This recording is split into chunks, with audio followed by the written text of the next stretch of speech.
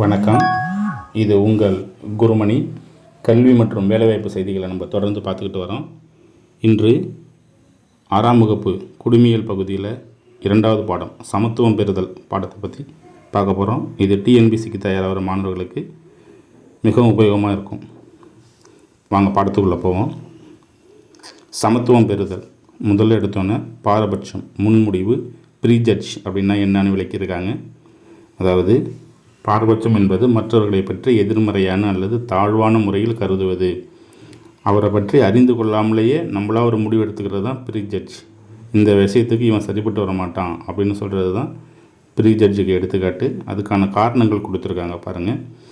சமுதாயமயமாக்கல், நிர்ணயிக்கப்பட்ட நடத்தை, பொருளாதார பயன், சர்வாதிகார ஆளுமை, இன மைய கோட்பாடு, கட்டுப்பாட்டான குழு அமைப்பு, முரண்பாடுகள். அந்த இனமைய கோட்பாடுனால தான் இந்தியாவை பிரிட்டிஷ்காரங்க அடிமைப்படுத்துகிறாங்க.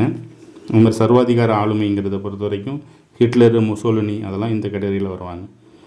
அடுத்து பார்க்க போகிறது மாறா கருத்து, ஸ்டீரியோ டைப்.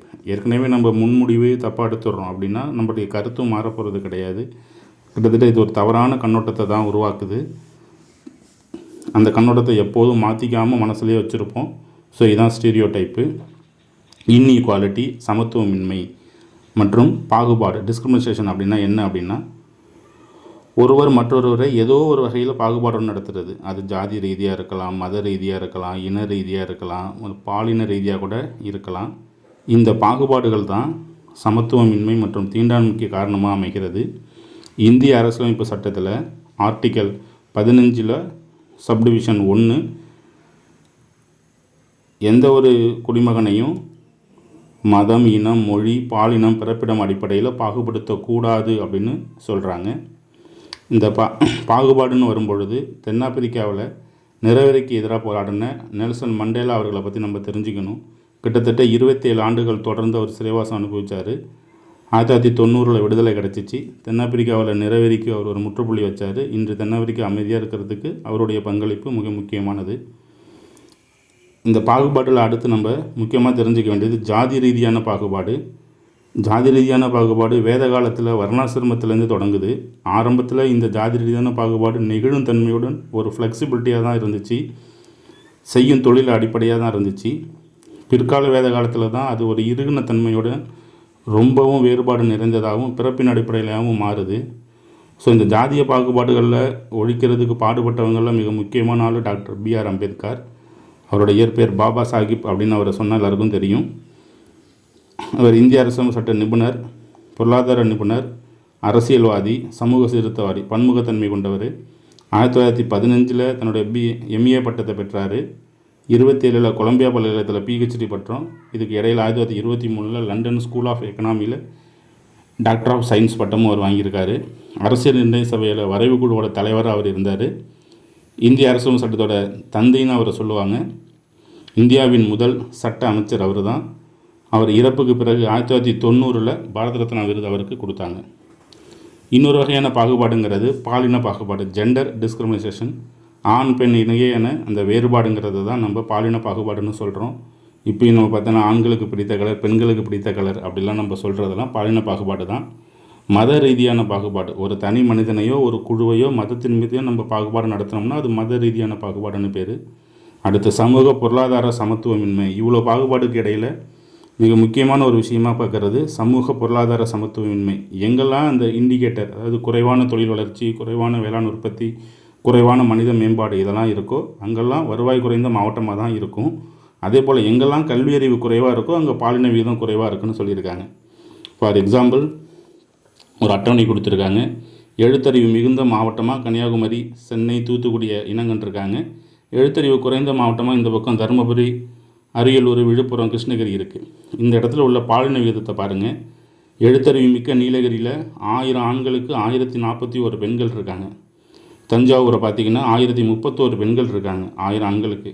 ஆனால் இந்த பக்கம் எழுத்தறிவு குறைந்த தருமபுரி எடுத்துக்கிட்டிங்கன்னா 1000 ஆண்களுக்கு 946 பெண்கள் தான் இருக்காங்க. கிருஷ்ணகிரி பார்த்திங்கன்னா 956 பெண்கள் தான் இருக்காங்க. அப்போ எழுத்தறிவு அப்படிங்கிறது பாலின விகிதத்தை பாதிக்குதுன்னு சொல்கிறாங்க.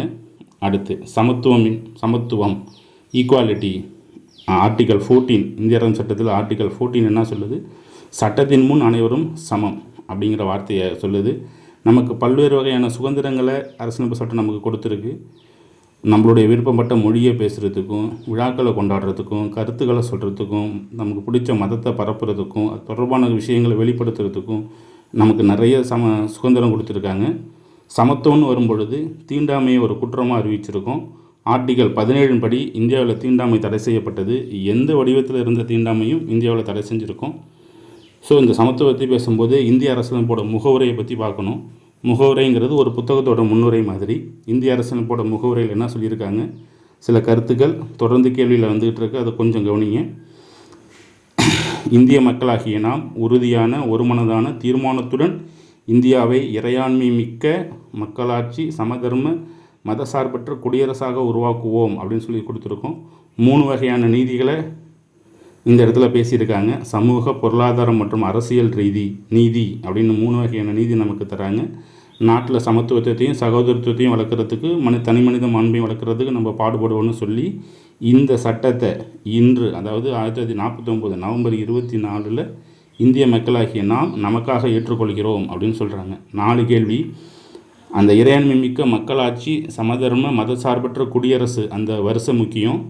3 வகையான நீதி, சமூக, பொருளாதார, அரசியல் நீதி. என்றைக்கு ஏற்றுக்கொண்டோம்? நவம்பர் 26, 1949. யார்? மக்கள். இந்த கேள்வி முக்கியம். இந்த புத்தகத்தில் கடைசியாக சாதனையாளர்களை பற்றி சொல்லியிருக்காங்க. ஏபிஜே அப்துல் கலாம் 1913 பிறந்து 2015 இறந்துடுறாரு. இயற்பெயர் அபுல் பகீர் ஜலாலுதீன் அப்துல் கலாம். 11வது குடியரசுத் தலைவர்.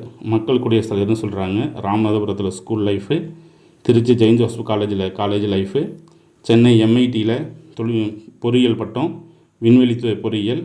அதுக்கு பிறகு DRDOங்கிற பாதுகாப்பு ஆராய்ச்சி மேம்பாட்டு நிறுவனத்தில் பணியில் சேர்றாரு. 1907 பாரத ரத்னா விருது அவருக்கு கிடைக்கிது.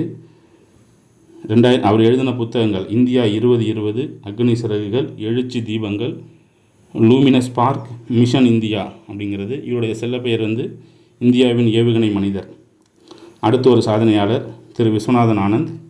சென்னையில் நடுத்தர குடும்பத்தில் பிறந்தவங்க. அவங்க அம்மாவுக்கு சதுரங்கத்தில் ஈடுபாடு, அதனால் பையனை 5 வயசுலேயே விளையாட வைக்கிறாங்க. பையனும் கற்றுக்கிறாரு. இவர் 2000, 2007, 2008, 2010, 2012 5 ஆண்டுகளில் உலக சதுரங்க சாம்பியன் பட்டத்தை ஜெயிச்சிருக்காரு. 1988 இந்தியாவில் முதல் கிராண்ட்ஸ்லாம் பட்டத்தையும் வாங்கியிருக்காரு. 91-92 விளையாட்டு வீரருக்கான மிக உயரிய விருது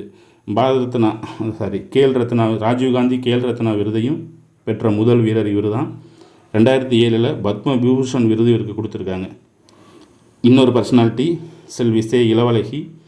இவங்க வியாசர்பாடியை சார்ந்த ஆட்டோ ஓட்டுநருடைய மகன். 2018 ஃப்ரான்ஸில் நடந்த கேரம் போட்டியில் உலக சாம்பியன்ஷிப் பட்டத்தை ஜெயிக்கிறாங்க. அதே வருஷத்தில் இந்தியாவில் நடந்த தேசிய போட்டியில் இதுக்கு முன்னாள் சாம்பியனான ரேஷ்மி குமாரை வீழ்த்தி இவங்க இந்திய சாம்பியன் பட்டத்தையும் ஜெயிக்கிறாங்க. திரு மாரியப்பன் தங்கவேலு சேலத்தை சார்ந்தவர். தாயார் செங்கல் சூளையில் வேலை பார்க்குறாங்க, காய்கறி விற்கிறாங்க. விபத்து காரணமாக வலது காலை இழந்துடுறாரு. கஷ்டப்பட்டு பள்ளி படிப்பை முடிக்கிறாரு. 2016 ரியோ பாரா ஒலிம்பிக் போட்டியில் உயரந்தாண்டுதல் பிரிவில் T42 கேட்டகரியில் 1.89 மீட்டர் உயரம் தாண்டி தங்கப்பதக்கத்தை வெட்டுறாங்க. இந்த பர்சனாலிட்டிலாம் எதுக்கு சொல்கிறாங்க அப்படின்னா, வெவ்வேறு சூழலில் அவங்க பிறந்திருந்தாலும் வெற்றி ஒன்றை குறிக்கோளாக வச்சு செய்யும் பொழுது, அவங்களோட உழைப்பு இருக்கும் பொழுது அவங்களால நிச்சயம் சாதிக்க முடியும் அப்படிங்கிறத உணர்த்ததுக்காக சொல்லியிருக்காங்க. ஸோ இந்த 2வது பாடம் இத்துடன் நிறைவு பெறுகிறது. இந்த பாடத்துக்கான தேர்வு கொஸ்டின் பேப்பரை டிஸ்கிரிப்ஷன் பாக்ஸில் கொடுத்துருக்கோம். அதை கிளிக் பண்ணி இந்த கொஸ்டின் பேப்பருக்கு வாங்க. அந்த கொஸ்டின் பேப்பர் தான் உங்கள் மாதிரி டிஸ்கஸ் பண்ணுறேன். 4 ஆப்ஷனில் பாக்ஸ் இருக்கும். நீங்கள் சரி நினைக்கிற பாக்ஸை நீங்கள் கிளிக் பண்ணால் போதும். கடைசியாக போய் ஃபினிஷ் கொடுத்தீங்கன்னா உங்களுடைய டோட்டல் மேலே தெரியும். சரியான விடை க்ரீனில் இருக்கும், தவறான விடை ரெட்டில் இருக்கும். ஸோ இதை நீங்கள் படித்தது உடனே மறக்காமல் இருக்கிறதுக்கு இந்த டெஸ்ட் எழுதி பாருங்கள்.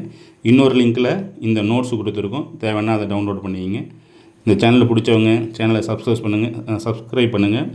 உங்கள் நண்பர்களுக்கு இதை ஷேர் பண்ணுங்கள். தொடர்ந்து டெஸ்ட்டு எழுதி பழகுங்க. தேங்க்யூ.